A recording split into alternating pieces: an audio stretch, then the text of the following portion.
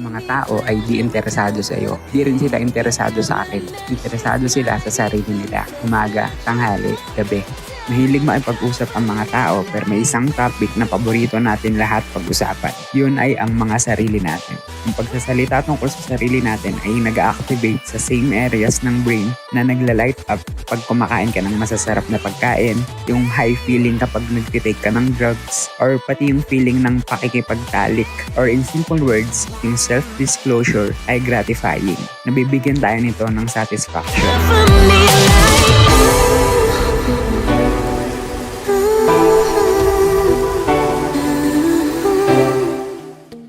New York Telephone Company gumawa ng detalyadong study ng mga telephone conversation para malaman anong word yung pinakamadalas magamit. Nahulaan mo, yun ay yung pronoun na I, or in Tagalog, ako. Pag nakakita ka ng group photo na andun ka, kininong picture una mong hinahanap? At dahil lahat tayo ay likas na may pagka-narcissist, gusto natin na bukod sa atin ay nakikita o na-appreciate din ng iba yung mga magaganda sa atin o magagandang ginagawa natin. Nung may ginawa ring study few years ago about sa mga nang iwang asawa, ano sa tingin nyo na-discover na main reason bakit sila nang iiwan? Ayun ay yung lack of appreciation. Kadalasan natitake for granted natin mga partner o asawa natin at di natin napapaalam sa kanila na na-appreciate natin sila.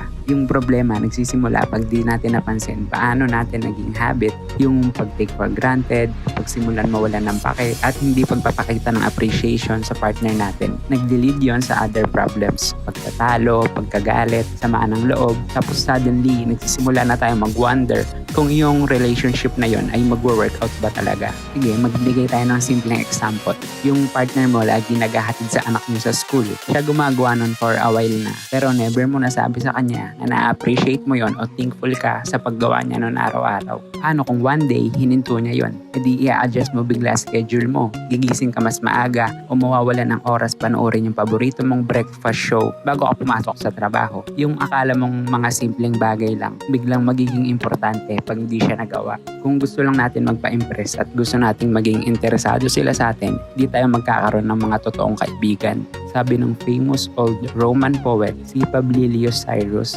nagiging interesado tayo sa iba kapag interesado sila sa atin. Yung pagpapakita ng interest kasama yung ibang principle ng human relations, kailangan sincere. Kung gusto mong magustuhan ka ng iba, kung gusto mong magkaroon ng mga totoong kaibigan, kung gusto mong makatulong sa iba at the same time matulungan din sarili mo, tandaan mo tong prinsipyong to. Tandaan mo rin na yung mga taong nakakausap mo ay 100 times na mas interesado sa sarili nila at sa mga gusto nila at mga problema nila kaysa sa iyo o sa mga problema mo. Yung sakit ng ipin ng isang tao means more sa tao na yon kaysa sa typhoon sa Europe na nakapatay ng libo-libong tao.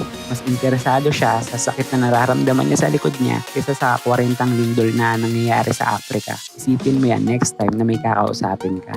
Sabi nga ni Sigmund Freud, yung father ng psychoanalysis, lahat ng ginagawa natin ay nagmumula sa dalawang motive, yung sex urge at yung desire to be great. Si John Dewey, yung isa ring profound philosopher sa Amerika, medyo ni-rephrase niya. Sabi niya, ang deepest urge ng tao ay yung desire to be important. Meron tayong hinahanap-hanap na halos kasing lalim ng desire natin sa food o sleep na minsan lang natin makuha. Ito yung tinatawag ni Freud na desire to be great o tinatawag ni Dewey na desire to be important. Itong desire na to yung nagpapagusto sa'yo na suotin yung mga latest style ng damit, i-drive yung mga latest model ng kotse, pag-usapan gaano kagaling mga anak mo. Ito rin yung desire na naglulure sa mga batang lalaki at babae na sumali sa mga gang o mag-engage sa criminal activities. Sa history natin, maraming nakakatuwang example ng mga sikat na tao na nag-struggle para sa feeling of importance. Kahit si George Washington, gustong matawag siyang His Mightiness, the President of United States. Si Columbus, nakipag-usap para sa title na Admiral of the Ocean and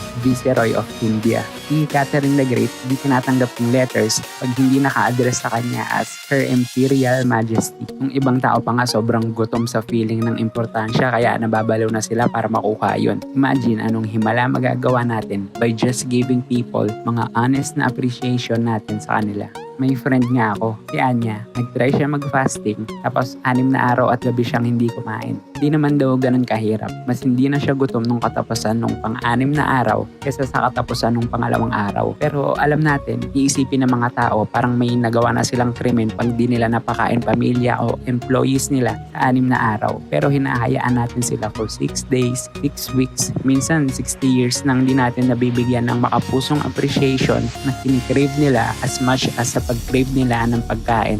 Nino-nourish natin mga katawan ng mga kaibigan natin, employees o anak. Pero gaano kadalas natin in-nourish self-esteem nila? Binibigyan natin sila masustansyang pagkain para may energy sila. Pero di natin sila nabibigyan ng mga mabubuting salita for appreciation na makakapagpangiti sa kanila hanggang tenga at ilang taon nilang maaalala.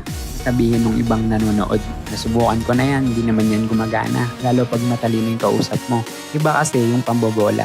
Yung pambobola minsan gagana sa iba, pero shallow yun. Selfish at hindi sincere. Oo, totoo. Yung ibang tao sa sobrang gutom, uhaw sa appreciation, kakainin nila kahit ano. Parang yung taong mamamatay na sa gutom, kakainin kahit damo, bulate o madumi. Isa sa mga nakakaligtaang virtue ng araw-araw nating buhay ay yung appreciation. Somehow, nane-neglect natin puriin mga anak natin pag nagyayabang silang malakas sila sa Mobile Legends. Hindi natin sila na-encourage. First time nilang nag-succeed sa pag-bake ng pancake o pagbuo ng laruan. Lang mas ibang nakaka-please sa mga bata more than yung ganong tipo ng approval from their parents. Kaya next time na na-enjoy mo yung in-order mo sa paborito mong resto, send word sa chef na masarap yung pagkakaluto niya. Or pag may salesperson na nakausap mo na pinakitaan ka ng courtesy, mention mo sa kanya yun, tapos magpasalamat ka. Lahat ng mga public speaker, lecturer, alam yung discouragement nang nilabas nila lahat sa speech nila, tapos wala man lang silang natanggap ni isang appreciative comment mula sa audience. Kung ano nag-a-apply sa mga professionals, mas doble pa yon sa mga workers sa offices, shops, factories, kaibigan natin, pamilya natin,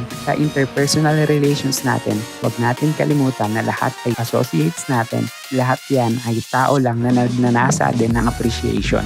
Kumbaga, ito yung pagkain na na-enjoy ng lahat. Subukan mo mag-iwan ng mga spark ng gratitude sa daily trips mo. Magugulat ka paano yung mga small friendship na yon magiging bongga sa susunod na magkita kayo.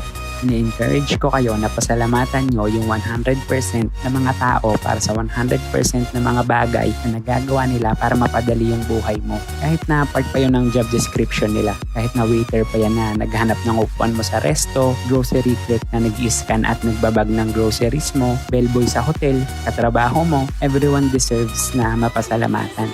3 bilyong tao sa mundo ang natutulog ng gutom gabi-gabi. Pero 4 na bilyong tao sa mundo ang natutulog ng gutom sa simpleng appreciation o recognition gabi-gabi. Ano ba kailangan mong ipagdamot? Wala namang bayad mag-thank you, di ba? Mas masisimulan ka magustuhan ng mga tao kung marunong ka mag-appreciate sa kanila.